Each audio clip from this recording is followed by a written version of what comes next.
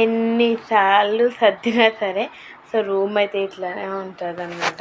So మళ్ళీ కొంచెం room అయితే చేంజ్ చేసాము. సో మా చిన్నోడు 1 గంటకి లేచాడు. సో ఇప్పుడు 5:40 అవుతుంది.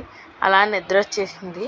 ఇదైతే వాడు ఇంకా ఇది ఇలా ఊగితే చూస్తారు కదా, సో అందుకే అక్కడ పెట్టానమాట. ఇంకా ఎండ ఇక్కడి నుంచి కొంచెం బాగా వేడిగా ఉంటుంది, అదైతే కొంచెం చల్లగా ఉంటుంది అని చెప్పి ఇది ఇలా పెట్టడం అయితే జరిగింది. సో ఇవైతే ఈరోజు ఉతికిన బట్టలు కొన్ని.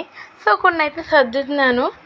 ఇంక ఇవన్నీ మా వాడి అరుకులు పౌడర్స్ అవన్నీ అలా మాట. ఇంకా మా పెద్దోడు సరిగ్గా ఇక్కడ ఉండట్లేదు కాబట్టి కొంచెం అన్న ఇల్లు ఎలా ఉంది, లేదంటేనా మొత్తం ఇల్లు ఎలా కావాలంటే అలా చేసేస్తాడు.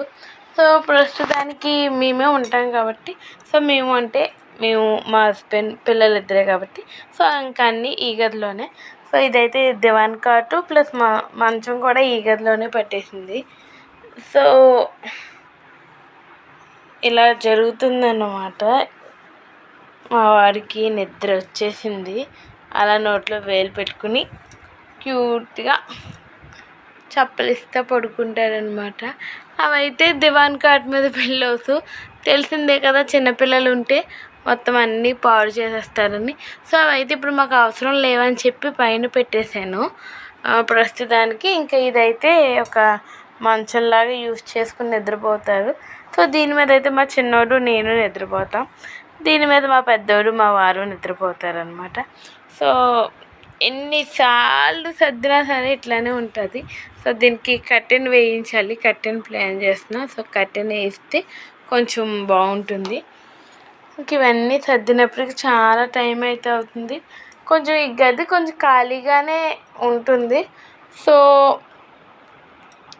బీరువా పెడదామంటే ఏసీ ఉన్న గదిలో బీరువా కుదరదని చెప్పి అయితే వెయిట్ చేస్తున్నాం అనమాట. సో ఎన్ని బట్టలు, సో పైన మీకు కనబడుతున్నాయి కదా ఆ పిల్లోస్ కింద 3 బ్యాగులు, అవన్నీ కూడా నా బట్టలే.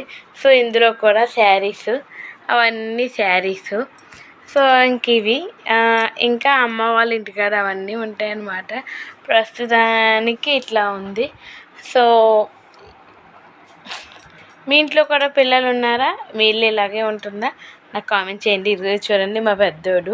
సో వాడు చిన్నప్పుడు అంటే ఇప్పుడు 4.5 కదా, ఆ 3 ఇయర్స్లో స్కూల్కి వెళ్ళిన 5 monthsలో ఇలా చేసేసాడు. మొత్తం ఇల్లంతా ఆగమాగం చేసేసాడు.